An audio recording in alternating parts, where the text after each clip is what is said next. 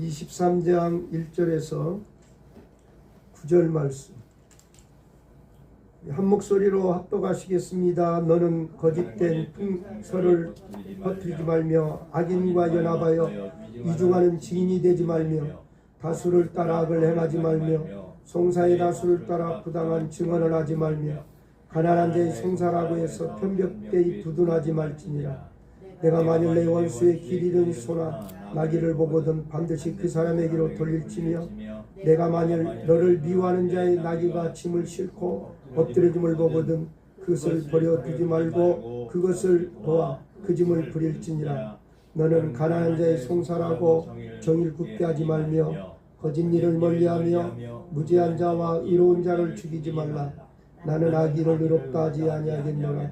너는 뇌물을 받지 말라. 뇌물은 밝은 자의 눈을 어둡게 하고 의로운 자의 말을 듣게 하느니라. 너는 이방 나그네를 합치하지 말라. 너희가 애국 땅에서 나그네 되었은즉 나그네의 사정을 아느니라. 아멘. 오늘 설교 단톡방 보시면 또 실려 있습니다. 공평은 어느 쪽으로도 치우치지 않고 고름입니다. 요즘 세상이 불공평하다고들 합니다. 가진 자와 갖지 못한 자, 배운 자와 배우지 못한 자와 정직한 자와 거짓된 자, 신의를 지키는 자와 배신하는 자의 관계에서 느끼는 불공평함입니다. 그러나 이는 세상에 불공평한 것이 아닙니다. 세상은 공평한데 욕심으로 가득 찬 음흉하고 사악한 인간들에 의해서 불공평이 만들어졌을 뿐입니다. 하나님은 공평하신 하나님입니다. 하나님은 의인이나 악인이나 똑같이 햇빛과 비를 내려주시고 하나님은 누구에게나 숨을 쉬도록 공기를 주셨습니다. 하나님은 가난한 자나 부자에게 똑같이 시간을 주셨습니다. 그리고 외모로 사람을 취하지 않습니다. 똑같이 복받을 기회를 주셨습니다. 그러나 그 결과를 공평하게 심판합니다. 누구에게나 공평한 것이 두 가지 있습니다. 하나는 시간입니다. 한 사람에게는 하루에 무조건 24시간이 주어집니다. 부자든 가난한 사람이든 미녀든 추녀든 하루는 24시간입니다. 또 하나는 누구에게나 죽음이 온다는 겁니다. 이 세상에서 어떻게 살았든지 반드시 끝이 온다는 겁니다. 가지고 있는 모든 것을 내려놓고 이 세상을 떠날 순간이 누구에게나 다가오며 떠날 때는 빈손이라는 사실입니다. 주님께서도 우리에게 바울을 통해 말씀해 주시기를 우리가 이 땅에 올 때에 아무것도 가지고 온 것이 없다라고 말씀하고 있습니다. 오늘 함께 예배 드리신 분들 부모에게서 태어날 때 금을 딱 손에 쥐고 나오셨습니까? 금목걸이 하고 나오셨습니까? 그렇지 않으면 은목걸이 하고 나오셨습니까? 아니잖아요. 그래 하나님께서 욥을 통해 말씀하시기를 빈손으로 왔으니 빈손으로 간다. 더 볼 것 없이 떠날 때는 빈손이라는 사실이 두 가지만 봐도 하나님은 너무나도 공평하신 분입니다. 공평하신 하나님을 본받아 성도가 공평하게 해야 할 것들이 있습니다. 가난한 자의 송사입니다. 저울과 추 도량형입니다. 부하 직원이나 아랫사람을 대할 때 공평하게 해야 합니다. 이방인과 고아와 과부를 확대하지 말고 뇌물을 받지 말아야 합니다. 1절 말씀입니다. 너는 거짓된 풍설을 퍼뜨리지 말며 악인과 연합하여 이중하는 증인이 되지 말며 라고 말씀합니다. 하나님께서는 이스라엘 백성이 거짓과 술수와 판을 치는 삶이 아니라 진실하고 정직하게 살아갈 것을 강력하게 명하셨습니다. 너는 거짓된 풍설을 퍼뜨리지 말라는 말씀은 상대방의 명예와 재산상의 손해를 끼치기 위하여 유포되는 아무런 근거도 없고 진실성이 결여된 유언비어를 퍼뜨리지 말라는 거예요. 우리가 익히 알듯이 요즘은 가짜 뉴스가 얼마나 많습니까? 그래서 어느 분이 이렇게 돌아가셨다고 하면 한번 인터넷을 통해 확인을 해봐야 돼. 어느 가정이 이혼했다, 특히 연예인들이 이혼했다 그러면 한번 확인을 해봐야 돼요. 요즘은 가짜 뉴스가 너무나 많아요. 우리는 근거 없는 말을 이유로 하여서 사람을 정죄하지 말라는 겁니다. 우리나라에서는 선거철에 자주 볼 수 있는 일들이 유언비어입니다. 이중은 없는 일을 거짓으로 꾸며서 남을 어려운 지경에 빠뜨리는 나쁜 구덩이에 빠뜨리는 것을 말하고 있습니다. 2절 말씀을 우리가 보면 다수를 따라 악을 행하지 말며 송사의 다수를 따라 부당한 증언을 하지 말라, 그렇게 주님께서는 우리에게 말씀했습니다. 하나님께서는 다수를 따라라는 말을 반복하시면서 다수를 이용한 악을 경계했습니다. 따라라는 것은 일종의 군중심리를 말합니다. 우리는 다수의 의견이 선한 것이라면 개인의 의견을 버리고 따라가야 합니다. 그렇게 함으로써 겸손과 사랑과 덕을 세웁니다. 그러므로 성도는 어려움을 무릅쓰고라도 다수의 악을 따르지 아니하고 용단을 내려야 합니다. 우리가 익히 잘 아는 대로 하나님께서 여호수아를 통하여 열정탐꾼을 보냈습니다. 그런데 두 사람은 10사람의 의견을 따르지 않았어요. 그런데 이스라엘 백성들은 10사람의 의견을 따랐어요. 그리고 우리가 돌아가자 그랬어요. 그런데 여호수아 갈렙은 뭐라고 했습니까? 하나님께서 우리에게 주신 땅이다. 그러니까 우리가 능히 취할 수 있다고 그랬습니다. 좋은 일을 널리 전달하는 것은 좋은 일이지만 나쁜 것을 좋은 것처럼 포장해서 널리 퍼뜨리고 대중을 선동하고 여론을 조성하는 것은 매우 나쁜 일입니다. 3절 말씀에 가난한 자의 송사라고 해서 편벽되이 두둔하지 말지니라고 말씀했어요. 재판장으로서 공정을 지켜야 될 것을 말씀합니다. 사회적 약자와 소외된 이웃의 어려움일지라도 일방적으로 약자에게 유리한 판결을 내리는 것이 아니라 정의와 진실로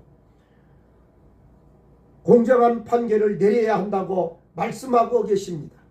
약한 사람을 돌보는 것은 아주 중요한 것이지만 약한 것이 반드시 옳은 것이 아니기에 정의와 진실에 입각한 공정한 판결은 중요합니다.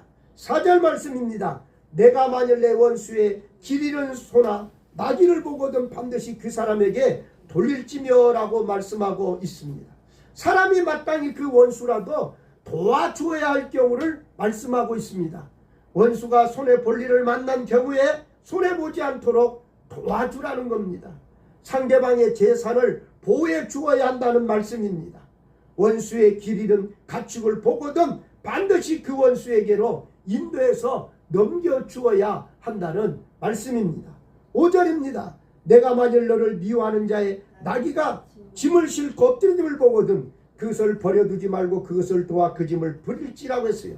나귀가 짐을 싣고 가다가 하중으로 인해서 힘겨워 나귀가 엎드려져 있는 것을 보거든 그냥 버려두지 말고 원수를 도와 함께 일으켜 세워주어야 합니다. 하나님은 이 같은 사랑의 실천을 통해 원수와 화해하고 서로 악한 감정을 누그러뜨릴 수 있는 기회를 삼도록 하셨습니다. 우리는 원수에게 긍휼을 베풀어야 하고 어떤 어려운 문제가 생긴 것을 볼 때 못 본 채 하지 말고 도와줄 수 있는 것은 도와주어야 합니다. 그런데 우리가 익히 잘 아는 대로 그렇게 하기보다는 그렇지 않고 속으로 아이고 참 잘됐다 그렇게 하면서 에이 깨소금이다 그렇게 하고 아주 호재를 또 누리는 말하는 사람도 있어요.